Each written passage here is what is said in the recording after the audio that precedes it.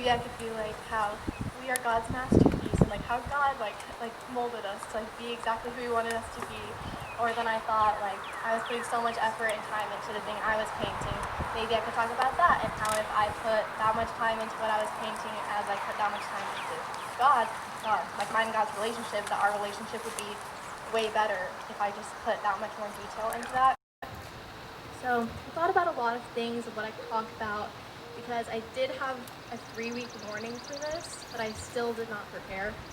And I still didn't know what I was talking about, and I even, after like we had worship practice, I was like, I don't know what I'm gonna say. And so I went inside and I just like started talking to myself in the bathroom because no one was in there, and I was like recording my voice and just like looking in the mirror, and I was like, okay, what's on my heart? And I was like, I don't know. And so then I thought back because I was Dan's intern this semester, or the quarter, because the last quarter didn't really happen. So I got the pleasure of leading a staff devotional in front of all of the pastors and staff at church, which was terrifying. And that I had a night advance, and I prepared 30 minutes before again. And so I was like, maybe I could talk what I talked about then. And so I talked about trusting God back then. And I was like, I am going to talk about that tonight because even though it's an oldie, it's a very good thing to talk about because that's been a very big part of my faith journey of learning to trust God because I honestly suck at it sometimes. I feel like a lot of us do too. Like we can say that we trust Him, but when it comes down to it, a lot of times we really don't. And we continue to worry about things and we try to take things into our own hands and do stuff even if we say like, yeah, we're trusting God. But I wanted to focus on more of what we need to be doing as we're trusting God. And I feel like a lot of times when we say we're trusting God, we just like leave it all up to Him. We're like, yeah, God's got this. Like, He's doing it on His own.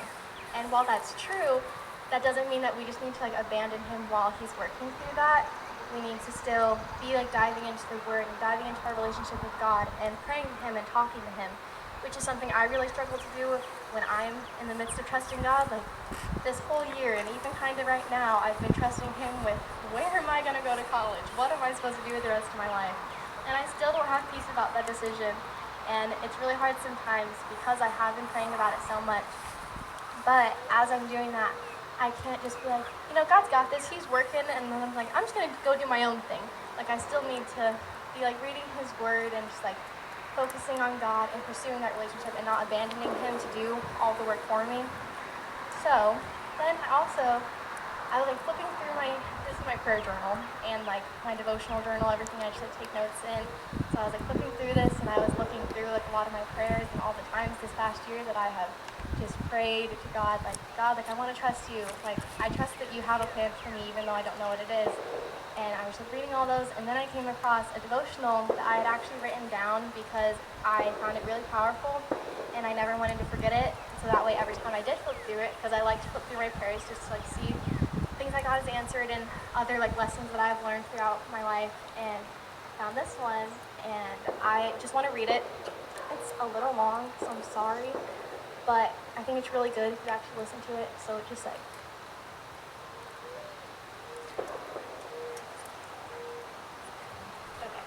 So the title of the devotional was called Turn Your Heart Over to God. And the reason I want to read this is because I know a lot of us here have grown up in the church, and there's a part in it that talks about us like hearing the word constantly and turning away and not doing it, even though we keep hearing it and we still just aren't doing what it says.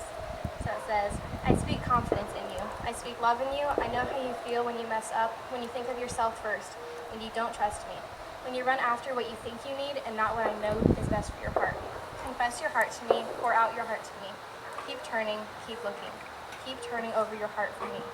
I want to show you what is underneath the choices you make away from Me. When you choose selfishness instead of Me, you forget who I am. When you choose greed instead of Me, you idolize this world.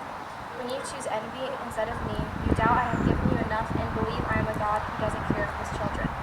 When you choose to keep ignoring Me, reading my words, but following your own path, you are blind to my steps in front of you, deaf to my words whispered to you, closed off from possibility of new directions, new hope, new places I want to take you. You are not stuck. You can be moved. You can change. More hope is around the corner. More possibility and further direction. I want to show you more of what I have for you. I want to have you trust Me more. I want to take you in deeper, still. My love has no end. The possibilities of hope and future strength in Me is beyond what you can see now.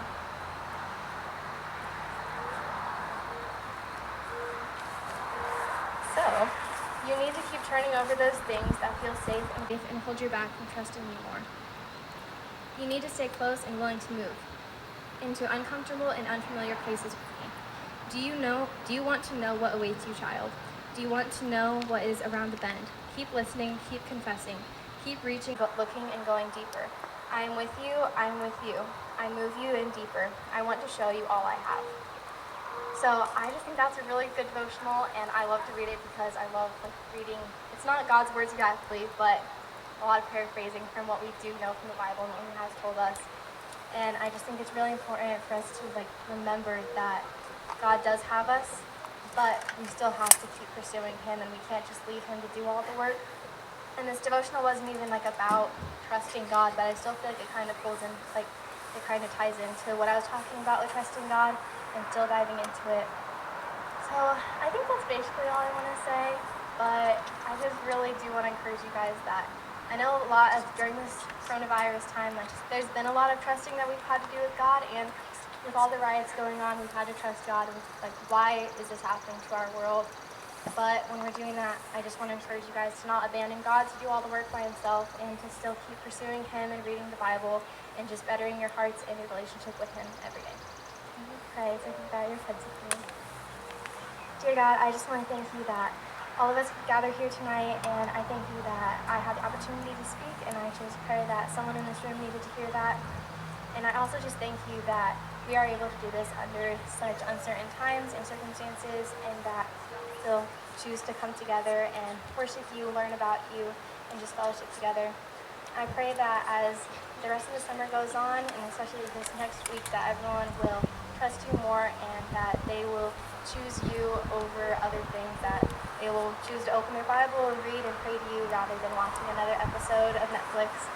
And I just pray that you will just really stir into someone's heart this week, and that everyone can just really trust you. I'm going to pray, amen.